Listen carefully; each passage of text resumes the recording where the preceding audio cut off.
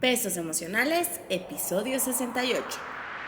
Bienvenidos a Pesos Emocionales. Este es un podcast para aquellos que quieren hacer algo diferente con su baja de peso, mejorando su bienestar y calidad de vida. Aquí encontrarás información relevante para que tomes las decisiones adecuadas con respecto a tu salud física y emocional.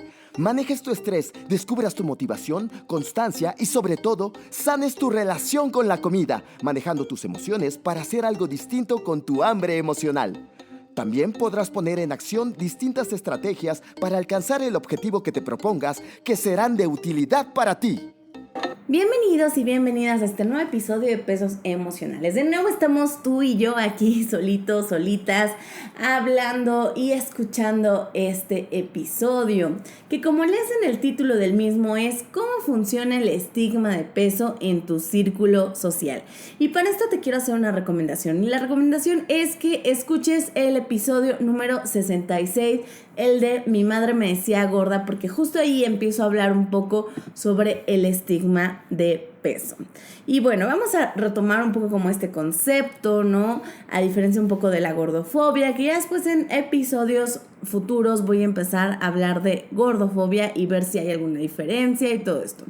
El estigma de peso es justamente usar comentarios negativos con respecto a las personas con sobrepeso y obesidad y ponerlas en estereotipos sociales igualmente negativos. O sea, es esto de que si tienes sobrepeso o obesidad, pues es porque no tienes autodisciplina, no tienes constancia, no tienes confianza en ti mismo, en ti misma, inmediatamente tienes autoestima baja, no puedes llegar a metas, o sea, y todo esto. Entonces, el estigma es esto, o sea, es poner a la persona en un estereotipo social negativo solamente por su peso.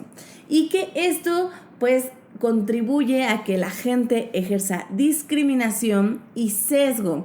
El sesgo es justamente esto, los comentarios negativos, y la discriminación es tratar de una forma diferente a las personas por el hecho de tener un exceso de peso o peso corporal.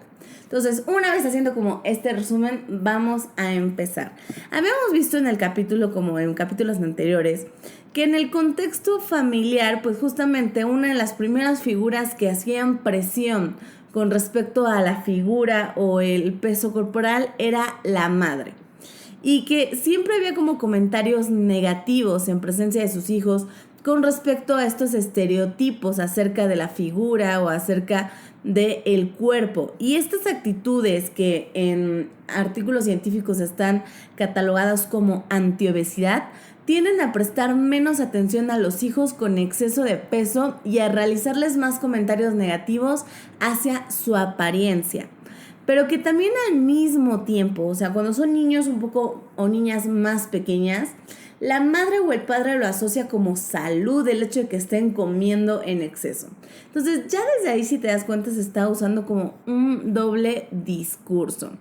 También en mujeres adultas dentro de la familia con obesidad, se encuentra que estas reportaban que quienes más las estigmatizaban por su peso eran los integrantes de su familia, y particularmente en orden de frecuencia era la madre, el esposo, el padre, la hermana o el hermano. Además, 79% reportó que la estrategia para afrontar la discriminación por el peso era consumir alimentos en exceso sin tener hambre. O sea, ¿qué quiere decir esto? Bueno, pues la relación con la comida, o lo que hemos visto que teóricamente se le conoce como actitud hacia la ingesta, es esta tendencia que tenemos de consumir alimentos o de ingerir alimentos por medio de sensaciones tanto positivas o negativas. Y que esto lo hemos aprendido alrededor del círculo social significativo. ¿Qué quiere decir esto? O sea que hemos aprendido la forma de comer desde nuestra familia, el contexto escolar, laboral, social, fiestas, eventos. Y no necesariamente quiere decir que esto esté bien o mal. Simplemente es algo que se construye en esta relación con la familia. Además, también hay como ciertos investigadores como Bermúdez y Hernández, que señalaron que de acuerdo a la percepción de adolescentes con obesidad, las madres eran la fuente principal de presión para perder peso y en segundo lugar las amigas. Y aunque en ambos casos esto se relacionaba explícitamente con las probabilidades de elegir pareja o de tener a alguien con quien tener sexo, hacer el amor, o sea, todo este concepto, indirectamente el cometido se enfocaba en cumplir las expectativas que se les atribuían sobre todo a los varones. Ahora, la imagen corporal en este contexto familiar se le suele considerar un factor o valor determinante para la elección de pareja sentimental o sexual. O sea, ya desde ahí te das cuenta la forma en cómo está funcionando este estigma. Me voy a ir un poco al contexto escolar, ¿sí?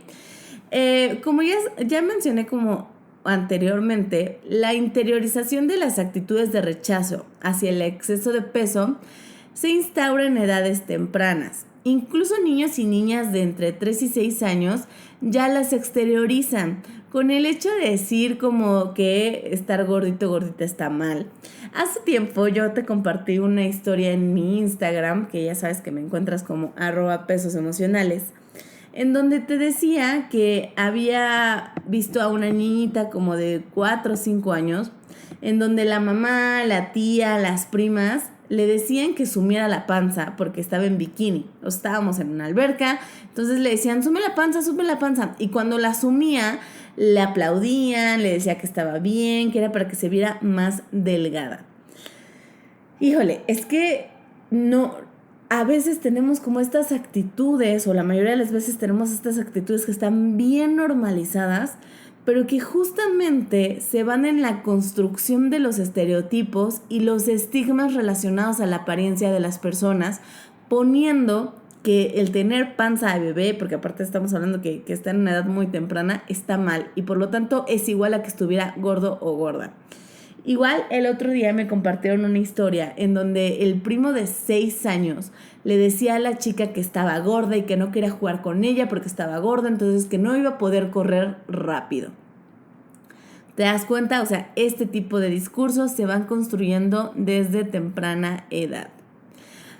Mientras que las mujeres jóvenes adultas pueden identificar que durante la adolescencia habían tenido o había sido la familia principal el contexto de la ridiculización por su peso, los varones ubicaron en primer lugar a la escuela y específicamente a sus compañeros de clase. Y ¿sabes qué? Esto es bien curioso, esta información es bien curiosa, porque sí se ha visto diferencias en la percepción del estigma del peso, en que en las mujeres se instaura desde la parte familiar con otras mujeres, pero en varones o en hombres se ha visto que se instaura en la escuela con compañeros de clase y en esto que tú conoces como el bullying o la burla, ¿sí?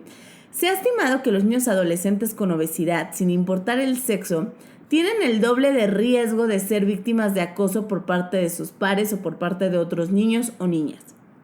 Sin embargo, en una investigación en el 2005 se identificó que dicha situación era ligeramente más reportada por las mujeres. Estoy hablando de un 58%, más que por los varones, que era un 50%. Y de hecho, o sea, hace casi 2 décadas había una documentación en donde los adolescentes mexicanos describían a sus pares escolares con obesidad, haciendo alusión a características meramente negativas, mencionando que eran faltos de disciplina, tenían torpeza y tenían flojera. Ahora, este estudio de hace 2 décadas se replicó en el 2015. O sea, el primer estudio, hay información que fue en el 1999 y en el 2015 replicaron este estudio con estudiantes de secundaria aquí en México y encontraron que casi el 70% asociaba la condición de obesidad con atributos negativos como que era malo, que era tonto, que era flojo. Y esto evidencia que a través del tiempo continúa el sesgo hacia la condición de la obesidad. O sea, si te das cuenta, no hay mayor diferencia o cambio. Creo que sería muy interesante volver a replicar este estudio ahorita en el 2021 para ver qué ha cambiado con respecto al cuestionamiento de estos discursos alrededor del cuerpo, con el body positive, con esta parte de la alimentación intuitiva, para ver si sigue siendo lo mismo o no este sesgo o este estigma. Además de esto, también se ha visto que los maestros o las maestras hacen prejuicios o tienen actitudes relativas con respecto al peso corporal.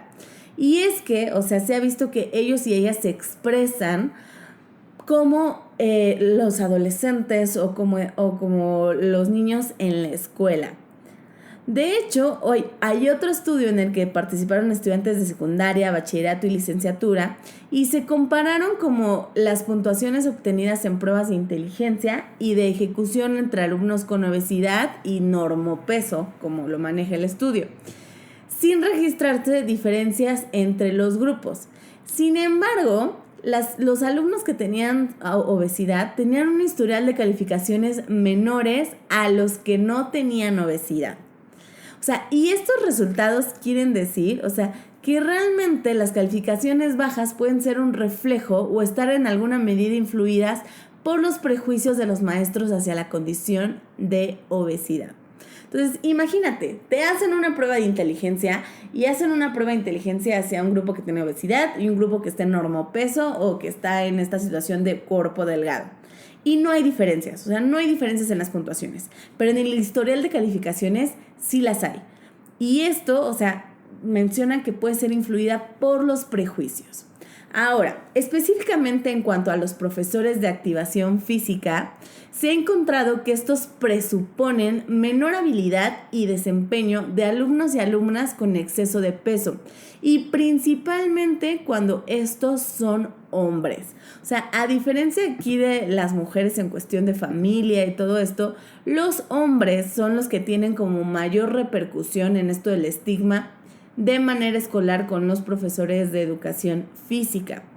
Aunque también es justo señalar que cuando son sus alumnas mujeres víctimas de ridiculización o acoso por parte de otras compañeras, se muestran los profesores de educación física más reactivos a intervenir que cuando son alumnos varones objeto de ello.